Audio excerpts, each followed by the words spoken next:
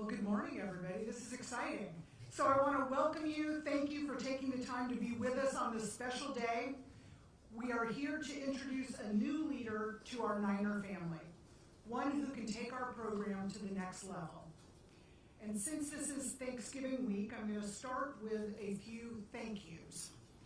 First, I want to thank our football student athletes, staff, coaches, with special gratitude to interim head coach Pete Rosamondo for performing a difficult task with professionalism, skill, and grace.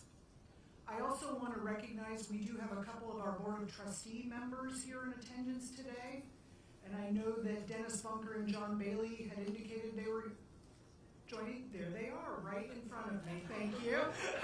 I'm looking out over the crowd. Thank you for being here. I also want to recognize our Director of Athletics, Mike Hill, and his staff for the countless hours over the past several weeks in leading this effort to bring us here for another exciting moment in the growth of our university. I want to recognize our alumni, our supporters, our fans who are here today and joining us via live stream to show their support. We are a university that is continuing to rise.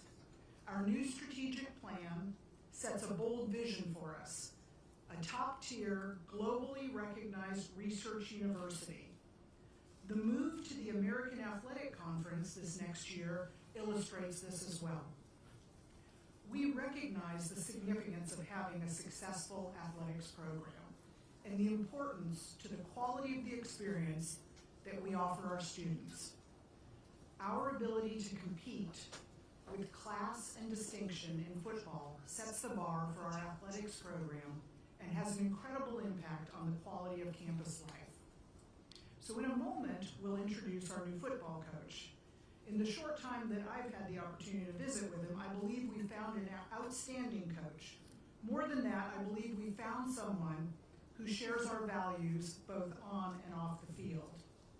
And I think you'll find his story as exceptional as we have. Now it's my pleasure to introduce our Director of Athletics, Mike Hill.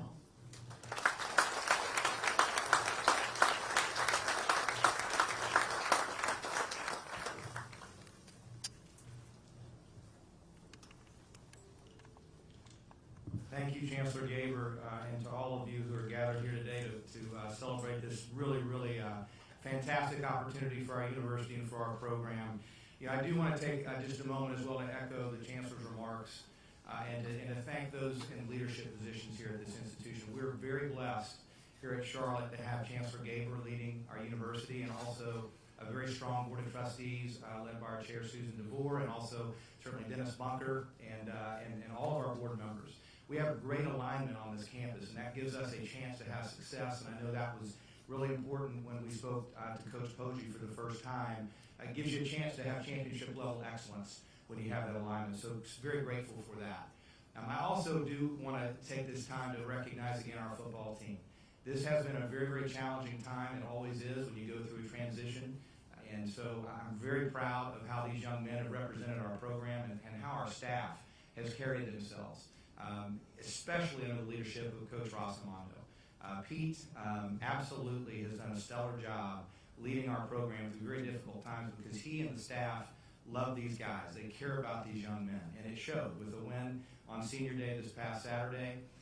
Pete will always have a fan in me. That guy is a great coach. He'll be a head coach again one day, and he should be because of the way he led this program. So always have a fan in me for sure.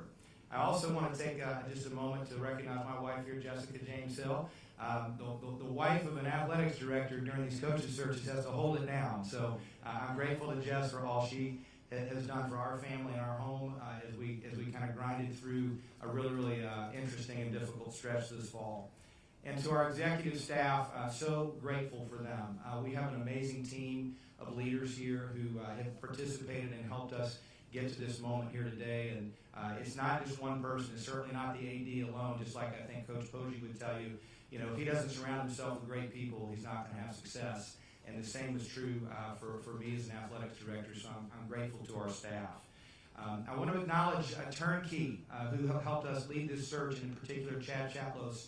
Chad I've known for a long time as a former football player himself at the Naval Academy, and Chad did a phenomenal job leading this search with us and for us, and so grateful for Chad and his team and all the work that they put into this. You know, when we set out on this process, we really identified not necessarily what this coach would look like, but what were the characteristics that this coach should have, right? And so the first thing that was most important to us was we find someone who's a great leader of young men, somebody who's a person of high character and who understands what it takes to lead young men during this important part of their lives. Secondly, we wanted to identify someone who is a great recruiter and a developer of talent. And Coach Poggi has done that his entire career in spades. Someone who has demonstrated a consistent consistent level of competitive excellence across the course of his career. And if you look at what he's accomplished throughout the course of his career in high school and in college, just a remarkable record, not just on the field, but also off the field, and how he has changed young men's lives.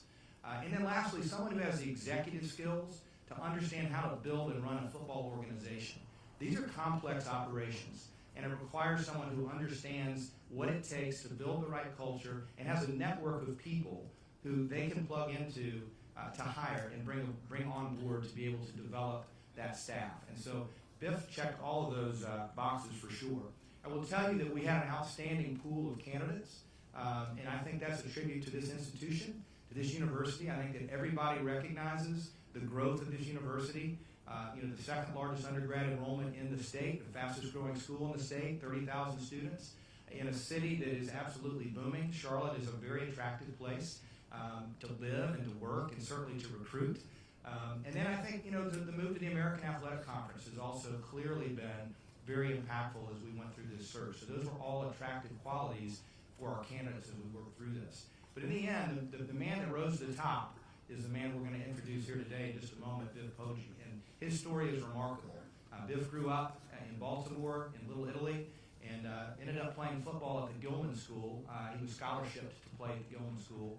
And I know that has driven him his whole life to be able to use football and the opportunity to give back to young men. And that's really what his why is, and that impressed us as we talked through this whole process. But he played football at high school, was successful enough that he got a chance to go to the University of Pittsburgh and play alongside Dan Marino. You might have heard of him. Played with Dan Marino, and then he ended up transferring to Duke, where he got his degree from Duke University. And when he completed his degree work, he got into college coaching, and he had stops at Brown, at Temple, and also at the Citadel. He ultimately went back into high school, though, to coach in high school, where he ultimately was an assistant and then became the head coach at his alma mater, the Gilman School. And in 19 seasons at the Gilman School, he won 13 championships. That's a pretty good record. We'll take that, Coach. We like that. Unbelievable success there, right? Well, back in 2016, he was invited by Jim Harbaugh, the University of Michigan, to join their staff. And so he went up to Ann Arbor, and they had a fantastic season. The Wolverines went to the Orange Bowl, I believe, that season, and had a great year and had a tremendous experience. But I think, high school came calling again for him, and really Baltimore, and the opportunity to try to help some young men in need. And so he came back to Baltimore and became the head coach and the leader of the St. Francis Academy, which is a program that really was, frankly, broken, a very poor school, and invested himself personally in a way that is uncommon, and transformed that program to a national power, was playing games on ESPN, and was ranked in the top 5 of USA Today. So a remarkable impact there, producing young men who went on to play football at schools like Alabama, Notre Dame, Michigan, LSU, Tennessee, some pretty impressive company, okay?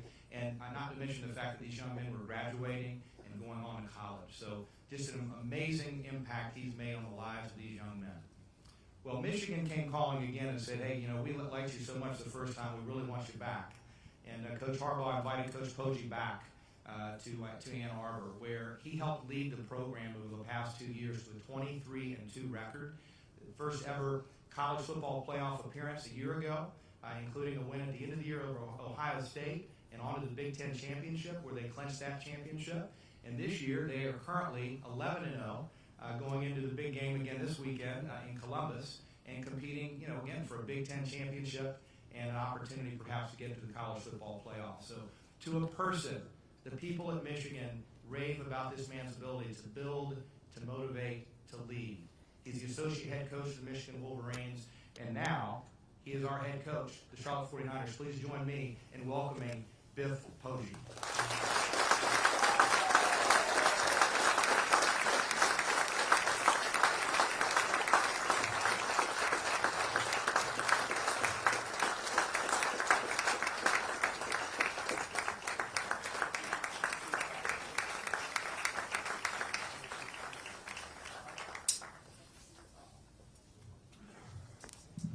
Well, thank you, Chancellor Gaber. Thank you, Mike. That's a hard act to follow right there, Mike. But I want to tell you that I want to thank you both for giving me an opportunity. It took guts. It's a little bit outside the box, and I thank you very much for it. I am so excited. Amy and I are so excited to be here. And so are our children and grandchildren. We can't wait to get started. And I am a glass 10/8 full guy, so I like it running over. And there's so many things that impressed me about this program. Well, people that I've met, Chancellor, the athletic director, so many other people. But the university is really is dynamic. And when I did my research into the university, it's a research powerhouse. I love that for so many reasons. So good for the community, so good for attracting a really top-notch intellectual talent, which trickles down to students, trickles down to our football team. It is just a great I think every great community has to have a great academic institution, especially if you have a research institution, you are ahead of the game. And believe me, that will help us reach our goals. The fact that quickly moving into the AAC conference is really important. It is an unbelievable conference. It is the best group of 5 conference in the country, and there's no doubt about that. And the people that win that are going to be playing in the CFP. You're going to get a bid. Cincinnati got a bid last year. And as this thing expands to 12 teams in 2 years, you're going to have 6 automatic bids, and the AAC is going to be the 6th of those bids. So it's a very exciting opportunity. Charlotte is a great place to recruit from. Another thing I really liked was it is I have a bit of a business background. It is the 2nd largest city behind New York City of Fortune 500 headquartered domiciled companies. I know a few of those guys. We're going to make some visits to those guys. Because it does take a village, right? It takes a village to be what we want. And I will say this. I want to talk to you about our players. I had a chance to spend a lot of time this year with our players. But before I do that, I want to kind of tie up the Michigan thing, because I am committed there until we're done playing. I wouldn't leave Jim and those kids, and I know that you all respect that. But I want to thank Jim Harbaugh, because he's my best friend, first of all. And secondly, he gave me a chance. And we've done some pretty cool stuff together. And as he said to me when I was walking out the door, he said, hey, let's have Michigan and Charlotte working together hand in hand. And so we're going to do some cool stuff with Michigan down here with camps and recruiting camps and clinics and all kinds of things. So thank you, Jim. Thank you to the players at Michigan. I love those kids so much. Without their diligence, I wouldn't be here. And then I want to tell you about the kids I met here last night. What a great group of people. I think we started meeting at 4, and I think I got back to the hotel at like 11:45 or something. And I could have stayed there all day and night and day and night. And as a matter of fact, I'm very happy to be at this event. Looking forward to meeting and greeting everyone, and then I can't wait to get back over there because we've got a whole line of guys that want to meet again. So very excited about that. One of the things we discussed with the players yesterday was our goals. And our goals for the program are holistic. There's two types of football coaches, and there's only two. By the way, I think you'll like this definition of the word coach, why they call people coaches. Comes from the 1100s, and it was what we would consider a carriage now, and that was called a coach. And the carriage would take a player or a person from where they were in their lives now to where they wanted to go. Not where the carriage wanted to go, but where the person wanted to go. And that type of coach is a transformational coach. That is a coach that helps young people reach the station in their life that they want to reach and gets them on a trajectory to do that. A transactional coach, and unfortunately there's lots of these in the world, is someone that takes that person where they want, the coach wants them to go. The next contract, the next publicity thing, the next job. We're not doing that here. We're not hiring that way here. We're going to surround ourselves with really, really great people. And our job, as I told the players yesterday, my job, my number one job, is to love them. And their job is to love each other. And that's how we're going to build our culture, through authentic relationships. We are going to start telling each other the truth all the time, the things we hold deep in ourselves that we're afraid to tell anybody because we're afraid how they may react. We're going to build our culture on that, because when you do that, you have a team, and a team is simply this.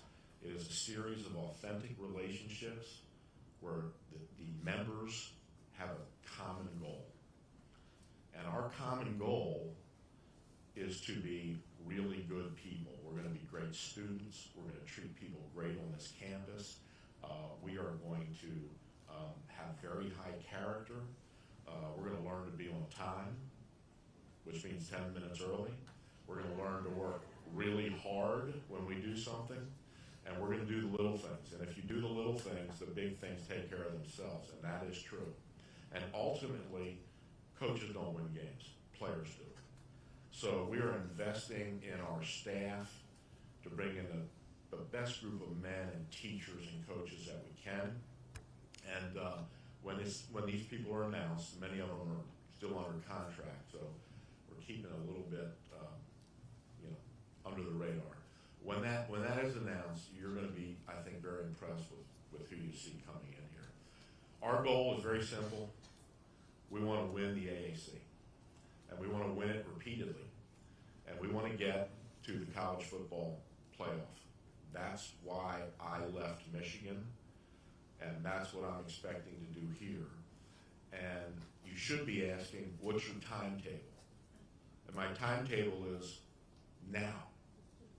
Now. We have 285 days. We had 86 when we met yesterday to do the little things to get where we need to go.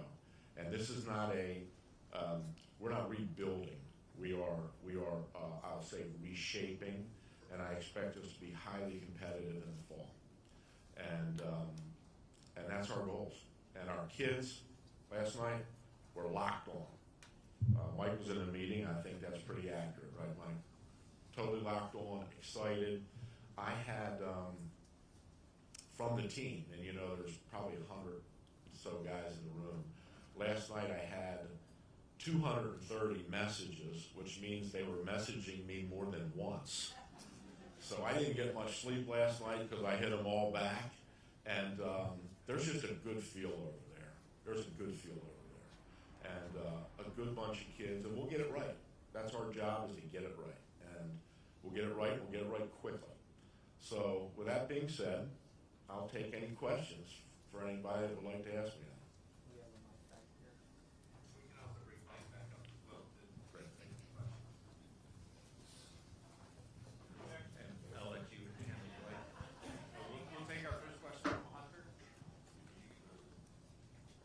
This is for Biff. Hunter Baylor with the Charlotte Observer. When you look across college football now, the NIL landscape has really changed the game.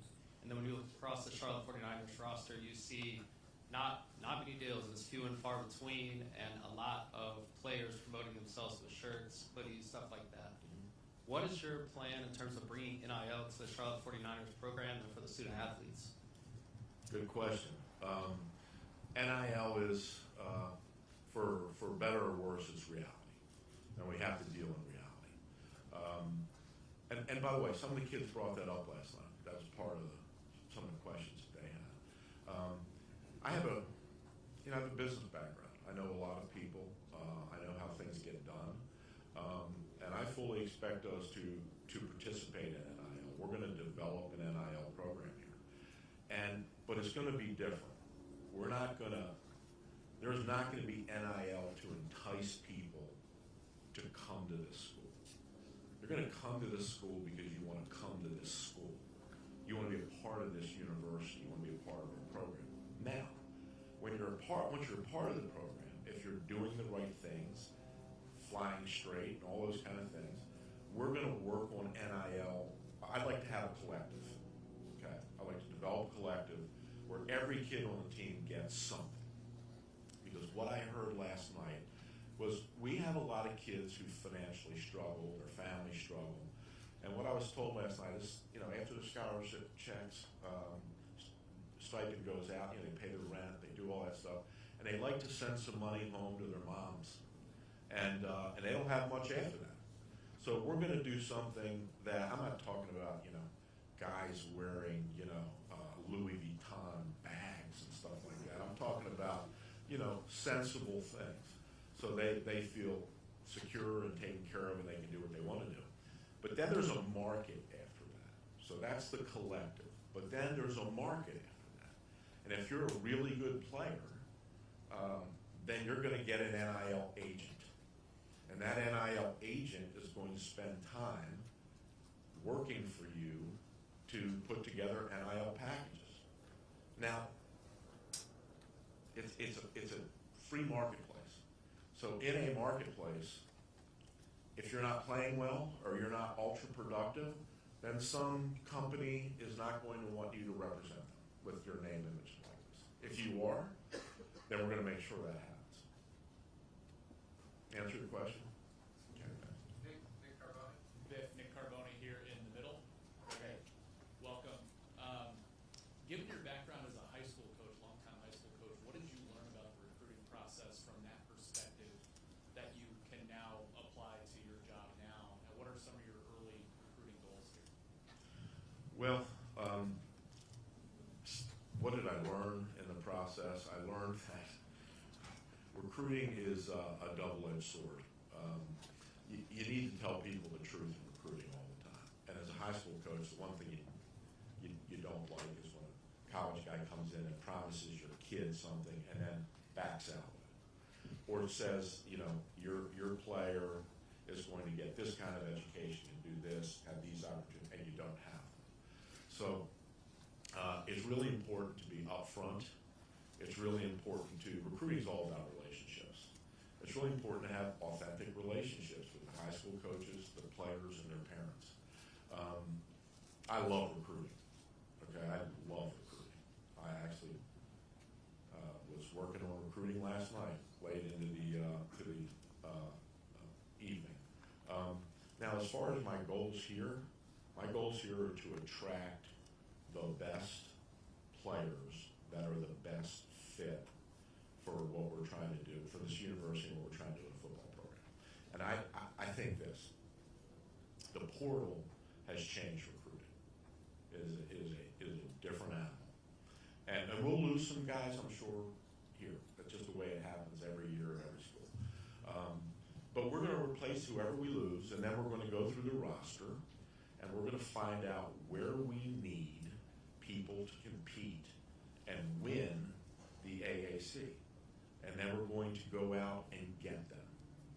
And one of our advantages right now is that it hasn't been too terribly long since I was the coach at a very successful high school program. And I have a lot of youngsters that Amy and I raised who are at really good places. And if they choose to get in the portal, then we're going to talk to them. And so I think you're going to see a real upgrade in the roster in certain positions where we need it. Answer your question? Christian Officer, Queen City News, Charlotte Sports Live. First and foremost, you and Amy, welcome to Charlotte. Thank you. When this recruiting process started for you to come to Charlotte, from a football standpoint, what was the biggest factor in you coming here? And just a general outlook on what you think the biggest fix is for the 49ers here. Okay. Well, I think I addressed a couple of reasons why I wanted to come here. First of all, I really like Mike. I do this visceral thing. That's been my whole thing, my whole life. It's not necessarily analytical, it's visceral. I liked him right away. And he painted a great vision for where they wanted to, what Charlotte wanted to be. And look, this school's been playing football 10 years. And you're going into the AAC conference. That's unheard of. And you don't do that just by chance. You do that because the institution and the people that run it want to be excellent. They want all areas of the university to be excellent, and that's what I felt here.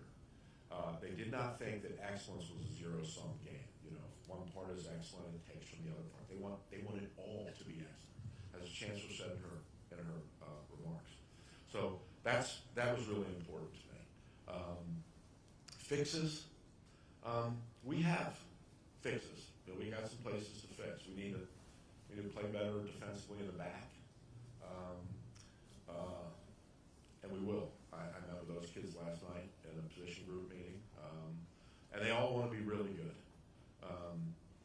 One of the things we're going to do is we're going to kind of holistically coach them up. So if you're playing defensive back here, you need to be able to draw the linebackers and the front. You have to know what everybody's doing. If you're going to play here, you got to be in the playbook, in the meetings. You have to be a student of the game. Because I don't know how you can play defensive back if you don't know what the linebackers are doing and you don't know what the front's doing.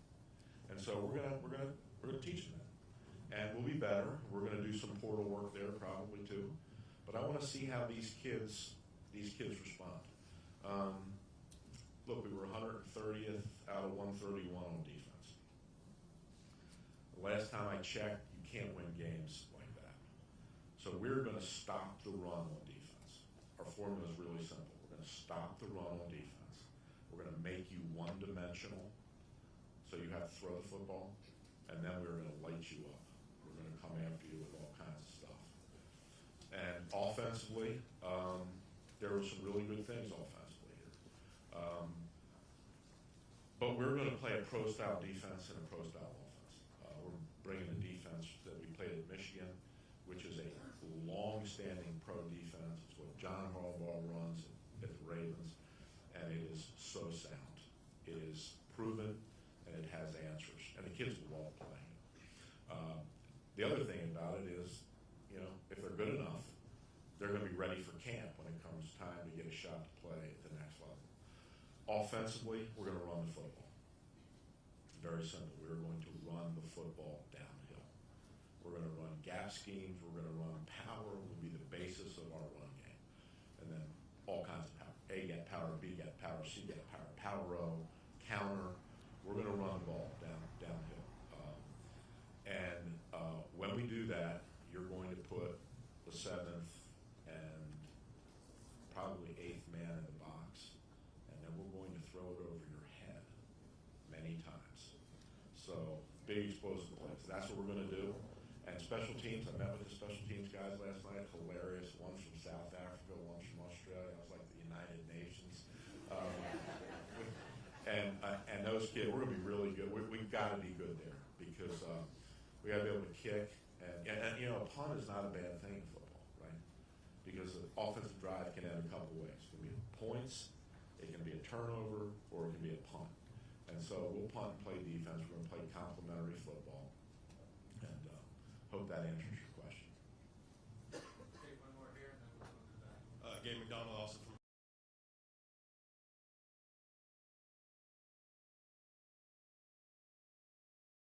keep them around.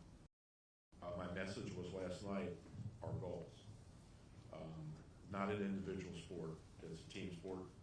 And if you're all about you, and it's all about you getting excellent X number of touches or X number of balls or that, this isn't going to be a great place for you.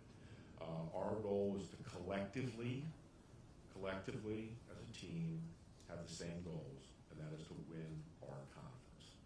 And winning is a great seductive thing. And so if that doesn't make you want to stay, then the portal's great. And we'll get somebody that does want to stay, and we'll get who we need here.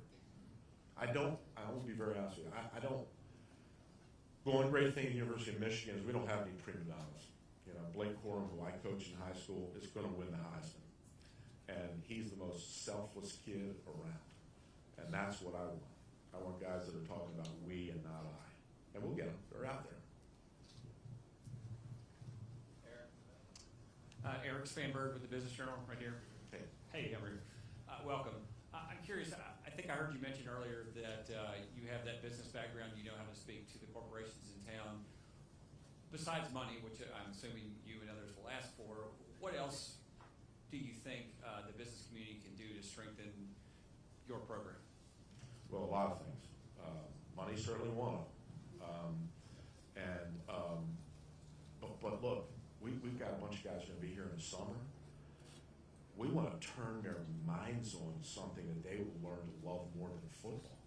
So we've got these fantastic corporations here. We have Bank of America, Nucor Steel, Lowe's. I mean, the list goes, Duke Power and Energy. The list goes on and on and on. I think internships are really important. Let's get our guys. I don't want them here all day. They got to go to school and work out, and then they got a bunch of time. Let's get them over there for some internships. They may find out that they absolutely love finance, or that they love the energy complex. So let's give them a shot to get out there and work, and that's a big way they can help. The other way they can help is by showing up. Come to the games. Come to the events. Stick around after we play. Shake hands with our players and get to know these guys. And that's what I hope we can do.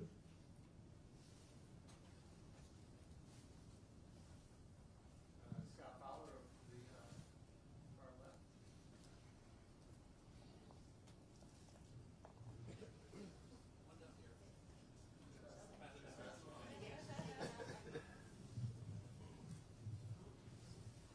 Thank you. Scott Fowler from the Charlotte Observer. Can you explain a little bit more of your financial background and how you married that with being a football coach? That's an interesting dynamic. Yes, I can. I was a football player and a coach, and I thought I would just do that forever. When my lovely wife told me that we were going to have our first child, there was no way that I was going to get up in the morning, leave the house before our baby woke up, and come home after our baby was asleep. That doesn't sound like being a man for others, which we're going to try to do. So my father-in-law said to me, well, what are you going to do? You're married to my daughter and you're having a baby. And the last job you had, you made like, I'm not kidding you, not much, a few $1,000s. So I said, well, I'm a teaching coach in high school. I said, okay, go do that, see how long that lasts. And I did that, and I loved it. I taught European history, and I'm so old that back in those days, Soviet history, while there was still a Soviet Union. And I made $8,000, and I quickly learned that $8,000 with a baby was a tough gig. So he came back, which he knew he would have that opportunity to, and said he was an MIT Sloan Fellow and a fantastic businessman. And he started teaching me about some things that he was doing. And believe it or not, I took to it. And the first thing we did was kind of a derivative strategy with equities. And I know it doesn't look like derivative strategy with equities, but we were very successful. And that spread out to where other people wanted to have us manage our money. And I started a hedge fund. Before that was known as an evil empire back then. It's just a structure. It's not some nefarious stuff going on. and we were real successful. And then a while ago, we had done so well that we kind of what usually happens in these kind of things is we gave our investors their money back. They had done incredibly well. And now it's just a family office run by guys that I poached off of Wall Street, who actually played football for me at Gilman and came to their first jobs were with me in the summer at Gilman. They went on to big firms at Wall Street, Columbia Business Schools guys, and that's what they do. And right now in the business, my involvement is zero, and they are happy about it, and so am I. So, answer your question? We have John. John, WCCB, Charlotte. Where are you? Okay, gotcha, right. You've lived a long and diverse football life without being an FBS head coach. Is this something you always wanted to do, or is this, at this point in your life, a bit of a surprise? No, it's something I always wanted to do. But it had to be the right place and the right time. And last year I had some offers, and this year I've had a bunch of offers at big schools, Power 5 schools. But this is the most exciting place in the country to me. I'm not kidding. And I'll tell you, when I tell people that I'm coming to Charlotte, this is the phrase. I bet 90% of the guys in football land say that is a gold mine. And that's what I like to build things. I like taking things over that are kind of in my business world and also my football career, things that are broken and nascent and build them. And that's what we're going to do here. And the opportunity here is off the charts. Another one in the back. Biff, Mike Solarte here, Spectrum News 1 right in the middle. Good to see you. Welcome to Charlotte. You mentioned that you're with Michigan through the duration of their season. How do you split the duties with the Wolverines and the build that you have undertaken here? Well, the first thing is starting to hire really quality staff, which we've started. And then I worked a lot of hours. Dear Amy's in bed sleeping, and I've got my phone out, and I'm texting players, coaches, recruits, commits. It is it's 2 full-time jobs. Jim has been great with me at Michigan, though. He's allowed me to back off a little bit, a lot, actually. And so I have time. He's given me time during the day to do that. And so I would say this. We're not ahead of schedule, but we're not behind either. Question down here towards the front. Hi. Hey, Coach Ashley Mahoney with Axios. Back to the road that keeps on giving. So obviously, building the program beyond year 10 and taking it to new heights is part of the role. But behind you is part of the 12, 15-year facility expansion, which will include doubling the stadium in size. What will your role be in terms of that evergreen athletic plan? First of all, that's a really exciting plan. It's a really exciting plan. And I tell you, Amy and I, Chris Thompson took us on a little tour when we got here yesterday, and we were blown away by the campus. It is beautiful. Jim Harbaugh said to me, he goes, "Have you ever been there?" I'm like, "No." He said, "I was there for a camp a number of years ago." He said, "The facilities are going to blow you away." And I was like, yeah. And guess what? They blew me away.